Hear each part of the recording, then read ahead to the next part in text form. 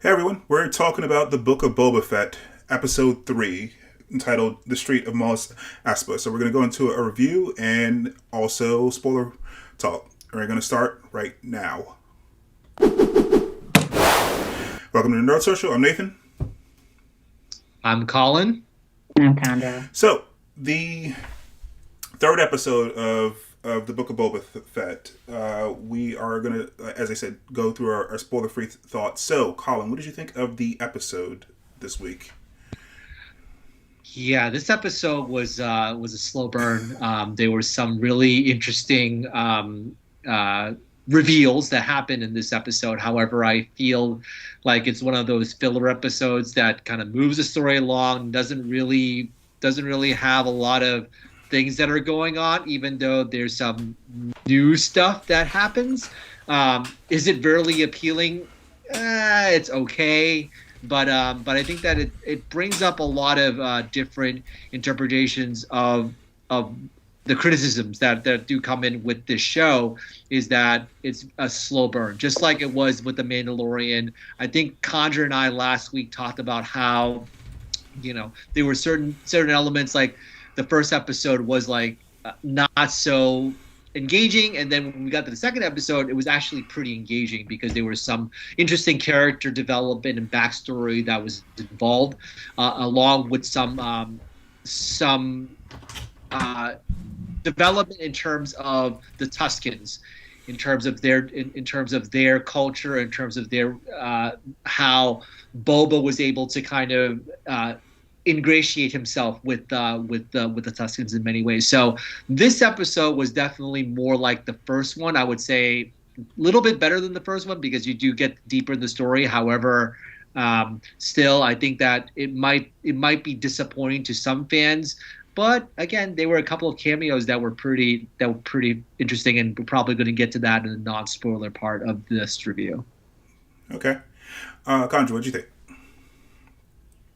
Yeah, it was a bit of a slow episode for me as well. But I remember saying last week, like, I wondered how Boba Fett parted ways with the Tuskens, and we get to see how that happens in this episode.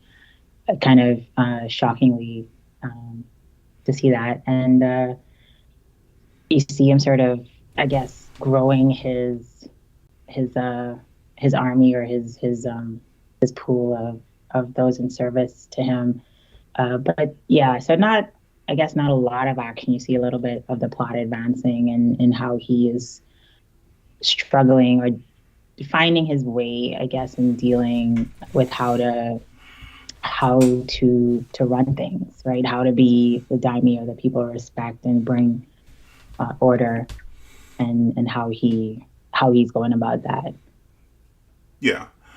I this is probably my least favorite of the three episodes. It was, as you guys are saying, it was slow. I mean, it was fine, but it wasn't as interesting to me as the second episode. I really liked the second episode. I There are some that criticize the way that Favreau and Filoni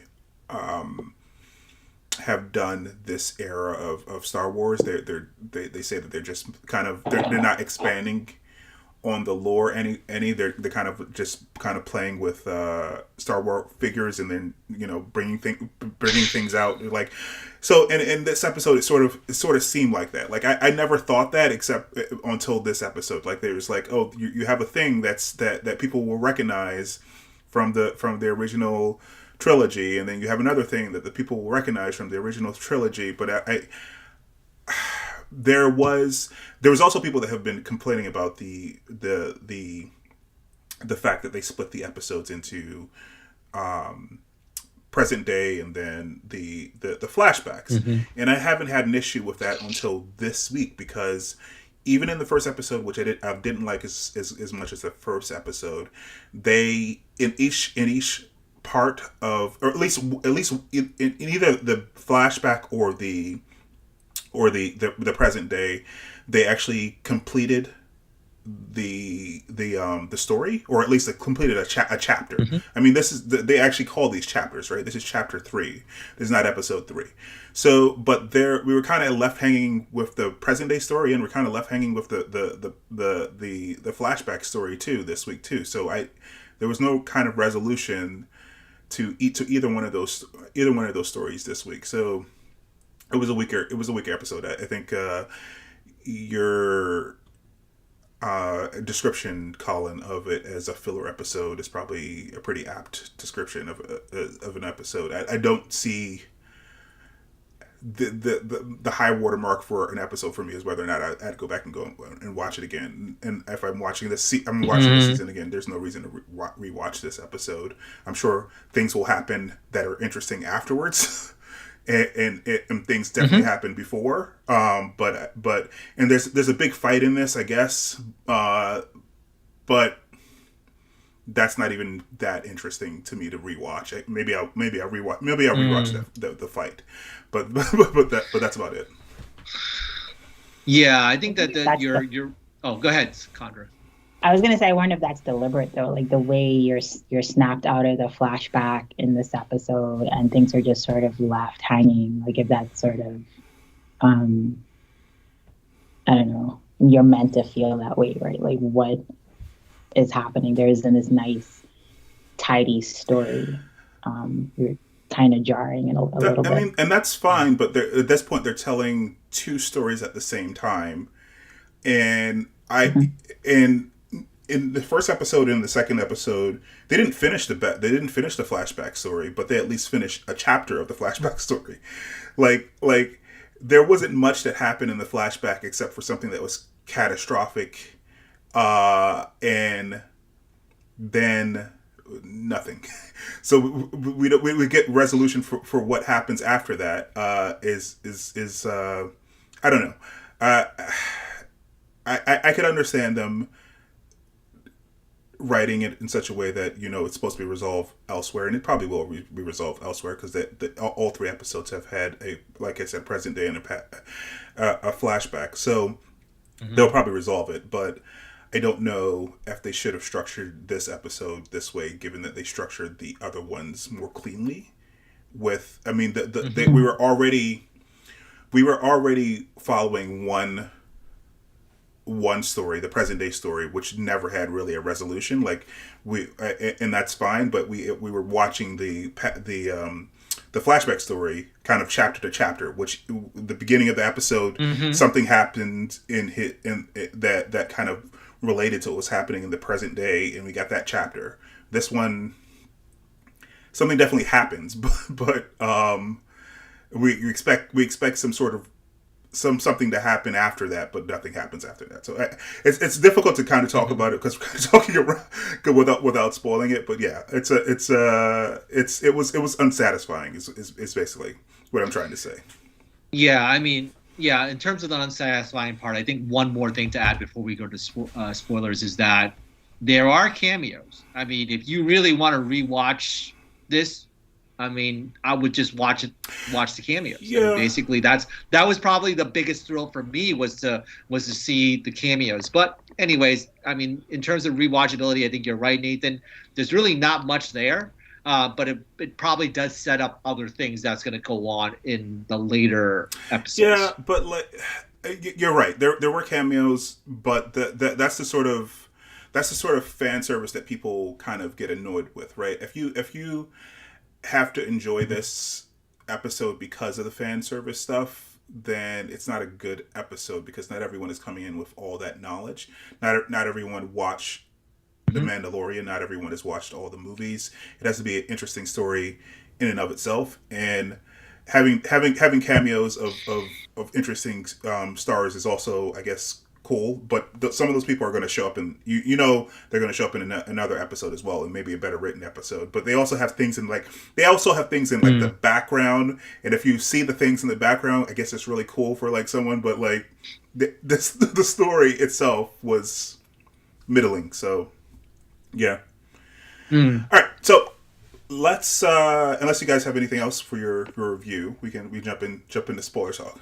No, All we right, can so go straight to before we do summers. that, Yeah. if you are enjoying the conversation, please like and subscribe. It helps us grow the channel. And with that, we will get into spoilers talk. Spoilers ahead. If you haven't seen the episode, actually, you could probably skip. You probably skip the episode and go to the episode. But if you haven't seen the Yeah. episode and you don't want to get spoiled, you should probably go see the episode. We're gonna spoiler talk. So yeah, I guess we could talk about what you said just now, Colin. Some of the things that are, I guess, the cameos. So this episode was directed by Robert Rodriguez, who, if you are familiar with his body of work, employs Danny Trejo a lot, in a lot of his movies. So Danny Trejo showed up in this episode, which is pretty cool to see, because who doesn't like Danny Trejo? I'm not sure if I like the part that they gave him, but it's maybe they'll have more for him to do later on, especially given the parts that Danny Trejo usually plays. It was kind of a weird part to give him. I don't know what you guys think of that cameo. Yeah, I think underutilized in many ways. I think him being the Rancor trainer was okay, interesting. I think that they could have given him some other thing, but I mean, of course, Danny Trejo would probably say yes to anything that Robert Rodriguez does. So I don't fault him for choosing this as the role. And for those of you that don't know, Danny Trejo, I think he's appeared in many Robert Rodriguez movies.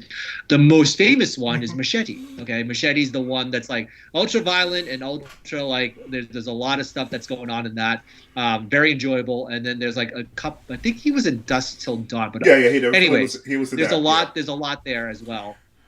And for those of you that don't remember, Robert Rodriguez did direct a couple of Mandalorian episodes. I think the one specifically with Boba Fett, when he was, beating up all those stormtroopers on that planet where Grogu was.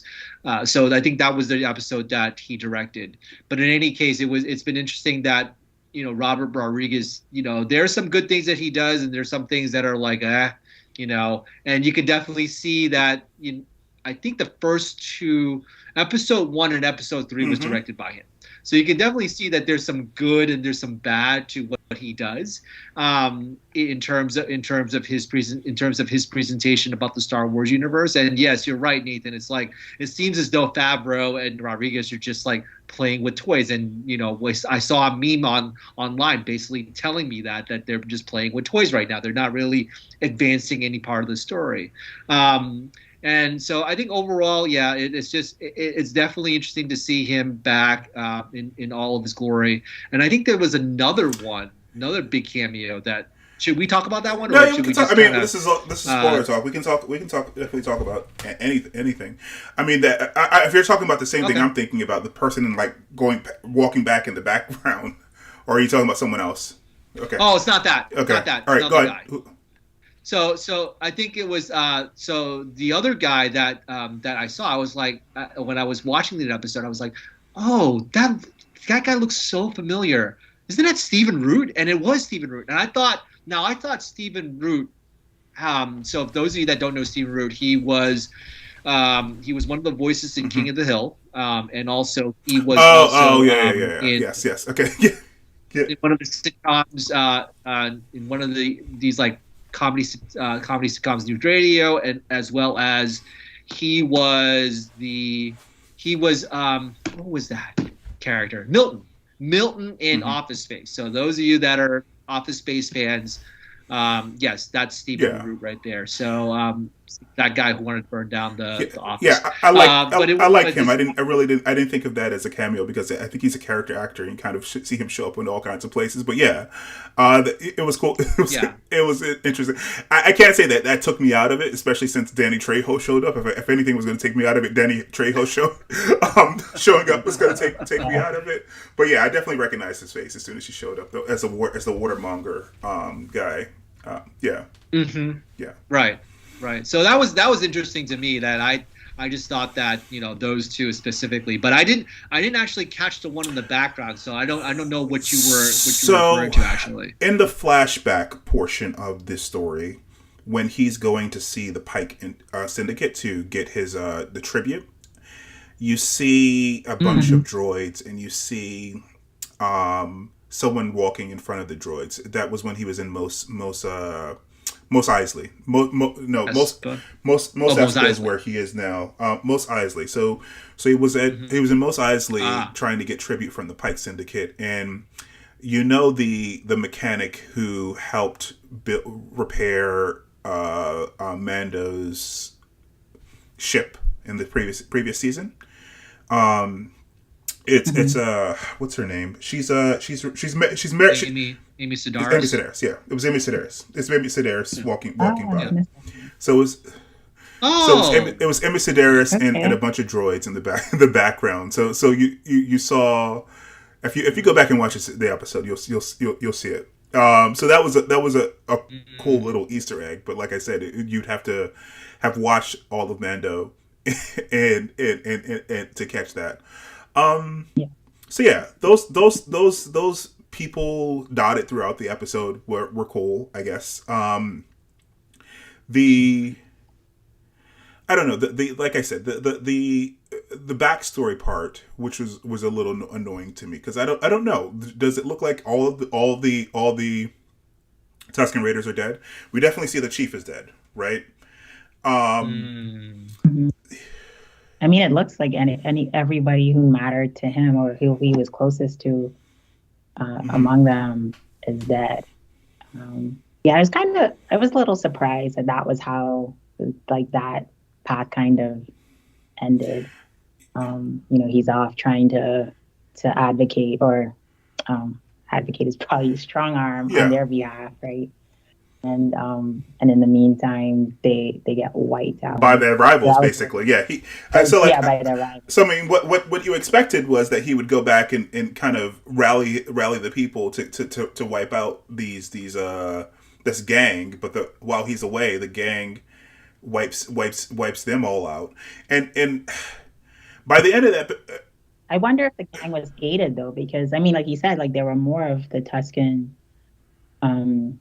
Raiders than they were. So it just strikes me as it does strike me as weird, but I think that the Pike Syndicate might have something to do with it. I think that they were able to overpower the entire tribe and also wipe the entire tribe out, I think the Pike Syndicate may have given them additional manpower or additional weapons because they did humiliate them last, right? They made them walk all the way back. Mm-hmm. So as much as the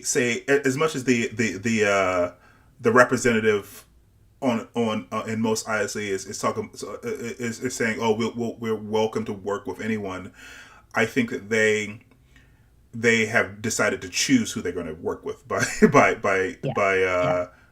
arming the other side. So I think that's right. There was definitely a subtext in that whole interaction where you could tell that something, he wasn't being, I mean he was being honest, sure, right, but not entirely.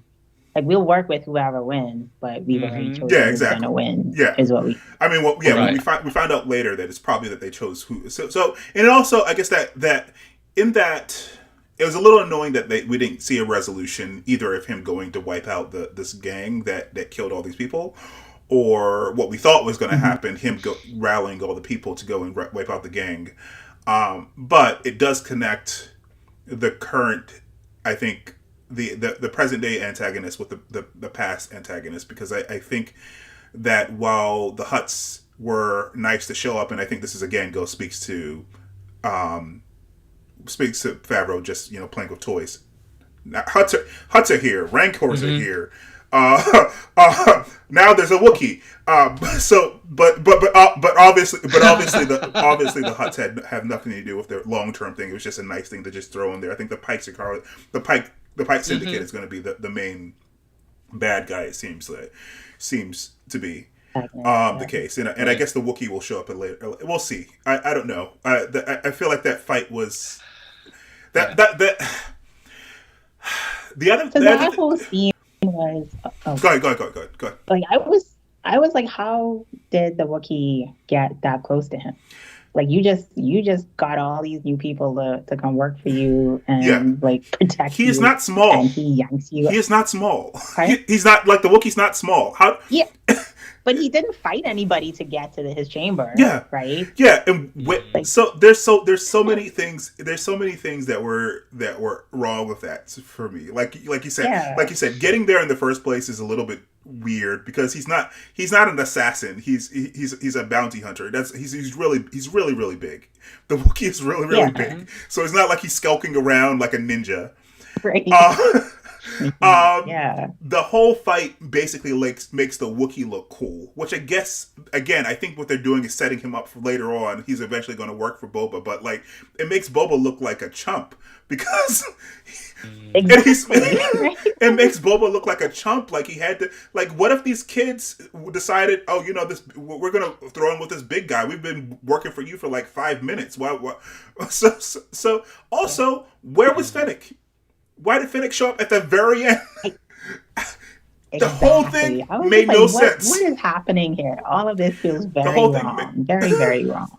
They're just hey, it could be that they're double crossing him. Who knows? But I don't think that they're double crossing him. But I just think that they have to explain themselves as to like what happened to the young people that that Boba Fett recruited. What happened to Fennec at that time, so that he can come in to like basically beat him up. So that part really kind of boggles the mind as to where the writing went there.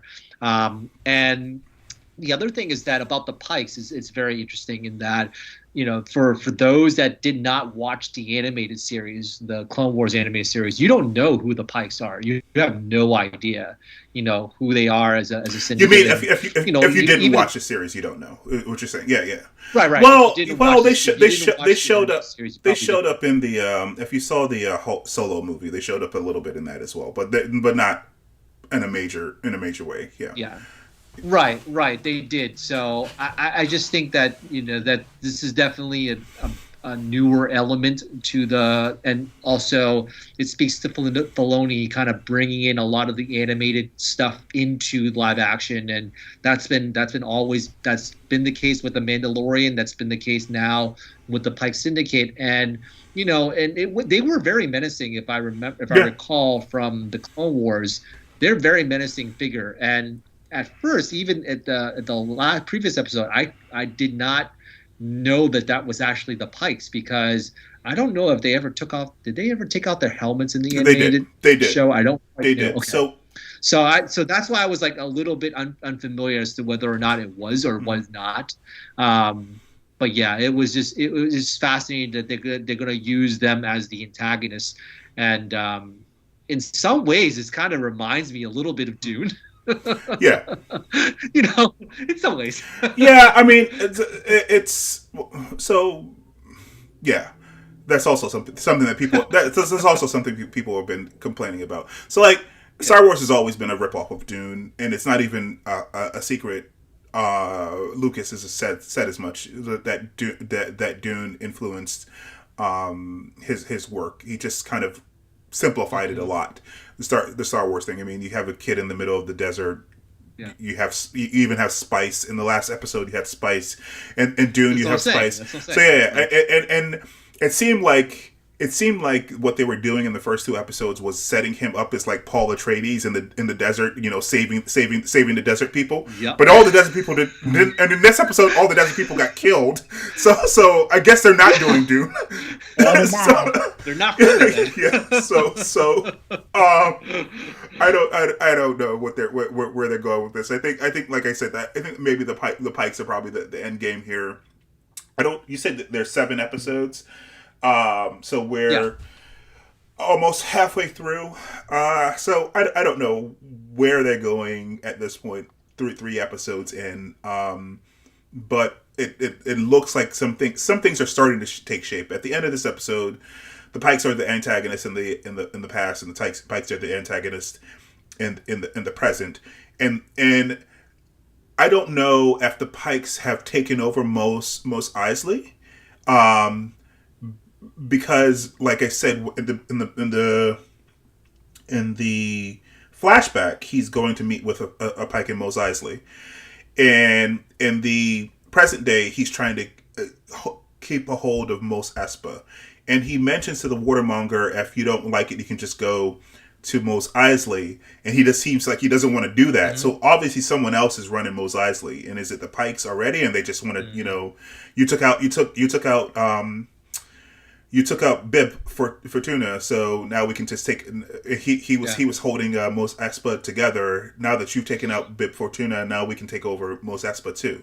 I don't know, because the Hutts don't seem to want to fight with them. So, mm-hmm. So yeah, I don't know where they're going, but it looks like the Pikes will factor in considerably. But at this point, I don't see they haven't convinced me that Boba is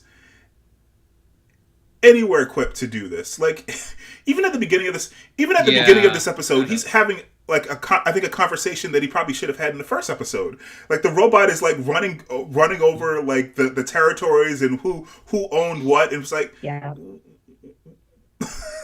Why wasn't this something that you guys talked about as soon as he shot Bib? I feel like that's the first meeting you have. He seems like completely. He seems out of his depth in the flashbacks. He seems to continue to be out of his depth in the present day. He's supposed to be like. Well, I mean, it also shows like there's a big difference between being a bounty hunter and like running the whole show, right? Like, there's a lot of moving parts and a lot of people to pay off or yes. Get loyalty from, and I think he just doesn't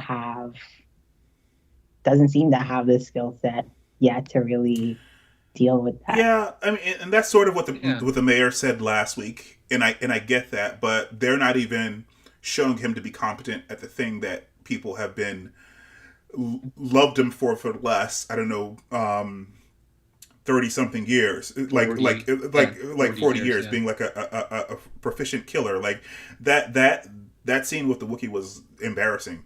Like the fact that people came and helped him wasn't really the embarrassing part, but like when he was alone with him and he was being thrown around like a rag doll, it doesn't make him look like even as a killer that he's very formidable. So.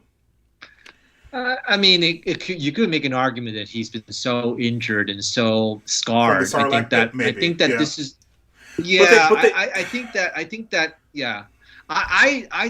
there can be an explanation as to why he's kind of lost a step in a lot of ways, because, and also he's developed a different type of perspective. You see a lot more compassion. You see a lot more kind of mercy from him, like mercy showing, like, again, with the Wookiee, like, let you go.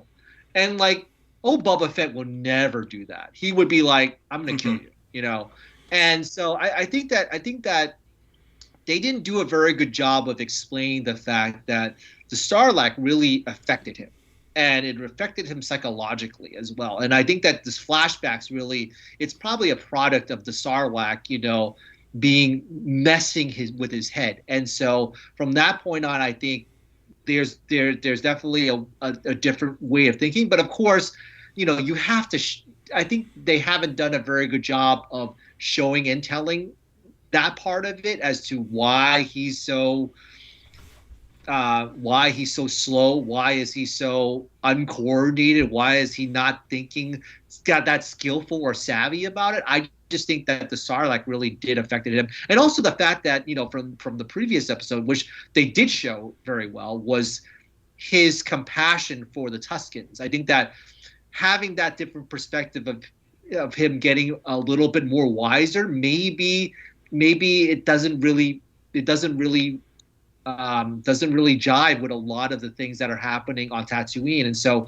Fennec is almost like a foil to him in many ways, but he might have this overall wisdom, but it's not really working for him because the other people that are surrounding him don't have that wisdom, or they're like, what are you talking about? What are you doing? You're like kind of like saying that you're like have this magical thing or whatever, or you go through a spiritual journey, you have a gaffy stick now. So yeah, I think that they showed it a little bit in the second episode, but they haven't really explained very well as to like how it has really changed him from being a, universal feared bounty hunter to like this guy that's trying to find himself as a leader. I don't know. Yeah, I I kind of see what you're saying, and I definitely saw that. They definitely tried to say a little bit about his journey in the second episode with the vision quest thing that happened with him, and he was trying to, and people have interpreted that as saying that he was trying his past was on I'm blanking on the name of the planet where he not Kaminar. I'm mixing up Star Trek and Star Wars. Kaminar is where Saru is from. Camino is where he is from. So he in that flashback in that vision he sees Camino, he sees his father, he has his father's head in his hand. So people have interpreted that as him seeing that he should go on a different path. Like he's lived all his life thinking that he should follow in his father's footsteps and he should try maybe forge a different path for himself. That's why he's thinking of becoming, or it's why he's trying to become a crime lord here. But all of that, I guess, would make sense. The fact that he's trying to be softer or whatever. We didn't get episodes from him last season where he was a badass. He was beating the. That was in the past. That was in the past. So if he's so injured, why did he go ham on those stormtroopers in that episode in a very formidable way? And he keeps getting his ass handed to him after that. I don't understand. Like there's like crappy assassins in the street that he has trouble with. He gets and again, I think what they were trying to do was highlight how cool the Wookiee is and how formidable the Wookiee is, but you don't make your main star or the main character of your show look pitiful to raise someone else up. You can make them seem formidable even if the other person wins.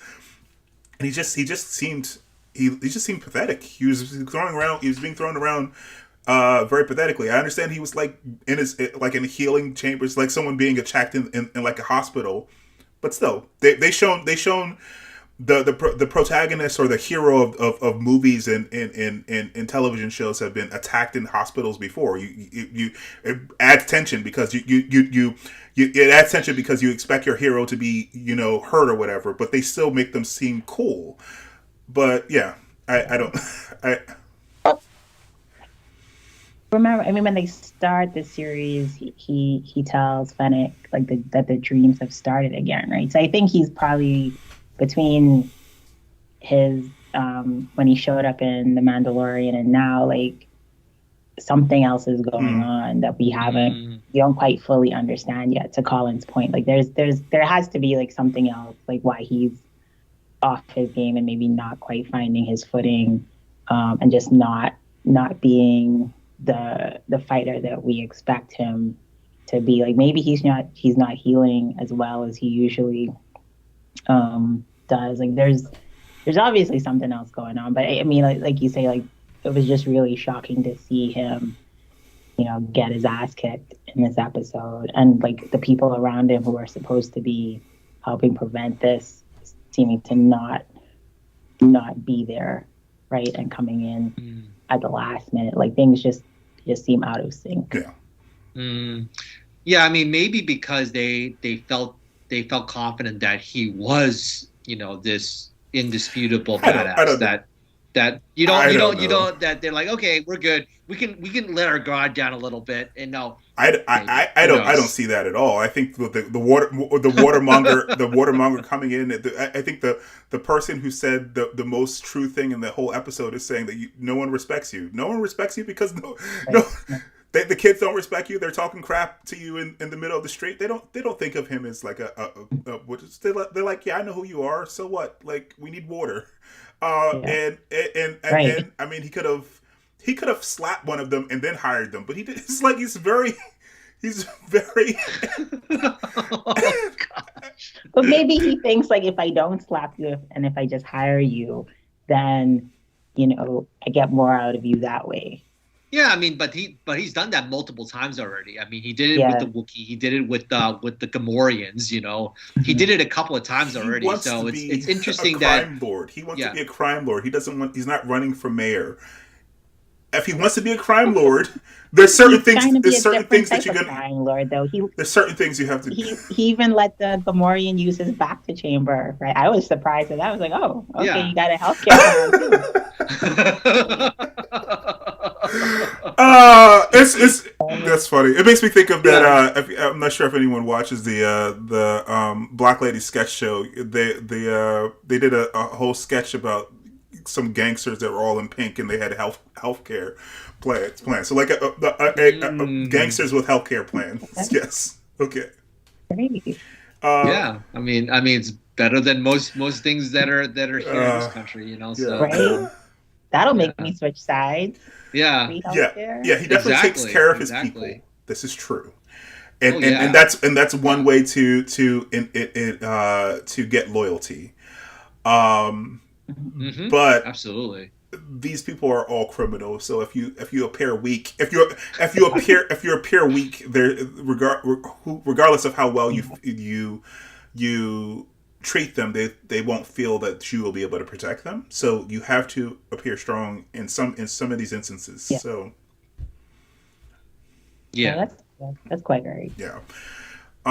So I don't know. I think this is nothing that he's done in the last couple episodes have shown me, like I said, that this is in his wheelhouse. He says way over his head. And his whole approach seems very weird. Like I understand that they're slowly showing that he's growing his crew, right? He had two people who at the beginning of the first episode who were going against him, and he made them part of his crew. Now he has these street kids, and they were effective in, I guess, running down the mayor's lackey. That scene was, I guess, cool. It was also pretty slow. Like the pacing of it was just like, this is like the slowest chase through town ever. Yeah, they had a push cart in the middle of the street that was able to get out of the way. So yes, yes, it was a lot. It was a lot going on in that chase. I think it was meant to show that the kids were useful, but they kind of showed that already with the assassin, didn't they? I mean, so like they were used. They were a little bit. Yeah. They slowed down. They slowed him down. I mean, they tried to fight him a little bit. He definitely would have died because like you saw, like he was being crushed before they came in. So they did save his life. Yeah. So. Yeah, one other thing about this is that Boba Fett was with Jabba. He was hired by Jabba the Hutt. In the original trilogy, you saw him, bringing Han Solo and stuff like that. So he probably does have some knowledge that he needs to build like a group of people. Because if you saw Jabba's entourage, was like huge. He was like huge, and so like all sorts of dastardly characters that are on there. And I think that Boba Fett probably definitely knew that, having worked for him, that he needed that kind of big entourage. Even in the original series, in the special edition, you saw Jabba, visiting Han Solo in the Millennium Falcon. Boba Fett was actually in that shot too, in the special edition shot. So you can see that there's a lot of people that are surrounding Jabba the Hutt. So he probably thought about that when he started recruiting all these people, all these dastardly characters. That maybe he needs this whole like a group of like Jabba did, just to like protect himself, against all those other things. So that's why he needs to kind of do this type of way of approaching with compassion and with healthcare, maybe, or with money, paying them to work so that they can again buy their loyalty in many ways. Yeah. He also seems to be like have a sense of fairness and equity, right? Because the watermonger, who he says like the kids owe him 1,300 whatever credits, credits, and he gives him 500, and even he's like that's Yeah. extortion, right? So I guess I'm just curious to see like how he's gonna to run things, because he does seem to want things to be better in a sense for people, but he's It's also but he's a crime lord, which means it's not going to be yeah. He does seem to want things to be better, but it's not clear to me why. Still, like, because we haven't understood from the backstories why he decided. Like I said, besides the Vision quest, why he decided I'm going to become a crime lord now instead of a bounty hunter. Why? And why is this the path that he's taking? If he wants to become a crime lord, why is he being a touchy feely crime lord? Like, people were speculating last week before they killed all the Tuskens that he wanted to take over because he wanted to he saw how people were being exploited and run roughshod over, like the Tusken. So he wanted to. He understood that, crime, scum and villainy, as they say in the Star Wars universe, was always going to be part of Tatooine. But he wanted to run a tighter ship or whatever. But it's not clear why he wants to be in charge yet. Mm-hmm. So yeah, did we miss anything? I think we're pretty good, and I mean, I'll be very interested to see how his development goes, and also in terms of how they develop the flashbacks some more, because so far the flashbacks, first episode was okay, second episode was actually pretty good. It was Actually, awesome. That train thing was awesome. I really enjoyed it. Yeah. that was really really well done. So I mean, I think that. I think that the interactions between him and the Pikes are really, really interesting in that second episode. But then this third episode was kind of like almost like a step back, and it'll be very interesting to kind of see if they get back on track here. And it's definitely not in terms of its appeal. I can see why people are not as thrilled about this because of the Mandalorian was so interesting in a lot of different ways. I mean, a lot of people do argue it's just because of Grogu, and yes, that is true. That I think that was the appeal, but it attracted a lot of non-Star Wars fan into it. But yeah, I think that this was actually made for really like hardcore Star Wars fans. But then are you going to bring in the new fans? Are you going to bring in newer people, casual people that's going to come into the universe? And it seems as though it's not happening right now, and I'd be interested to see if it does really bring in people, and I don't really think it is up to the level of the Mandalorian so far, unfortunately, because I think that the stories are much tighter in the Mandalorian, and also, of course, Grogu. Yeah, so. And also that they were more episodic. So like they all connected, but they all connected, but they also had some sort of resolution at the end. I don't know. So like. Robert Rodriguez directed this episode. He directed the first episode. Both of those are weak compared to the second episode. The second episode was actually directed by a female director whose name escapes me off the top of my head. Is it Bryce Dallas Howard? No, it wasn't Bryce. It might not be Bryce Dallas Howard. I think she's directed like episodes of like Westworld and other things, but I have to look her up when we talk about it next week. If I don't remember her, I'll bring her up. I hope more episodes are directed by her. It's hard to tell whether or not the two episodes that Rodriguez directed are because of him. And as you said when we were talking about him earlier, he's kind of hit or miss. And some of his things are really cult classics, but some of his things are a little less well put together. Or if it's Jon Favreau, but Jon Favreau wrote all three of these episodes, and I don't know if the second episode was just better written or the director was able to elevate it. The director who directed the second was able to elevate it. So I don't know. But hopefully the next episode is better than this one. I mean, again, it's not like awful. Like I spent yesterday watching CW episodes. Those are awful, but still, but DC can't get it right. Yeah, guess, you know? but it wasn't like as good as, like, especially coming. You want your season to kind of ramp up. The second episode was great, and then it's kind of like plateaued here. Yeah. Here, and I wanted to keep going up. So, yeah. Right. All right. Any final thoughts, guys? No, I just hope they go on that upward swing again next week. We'll see.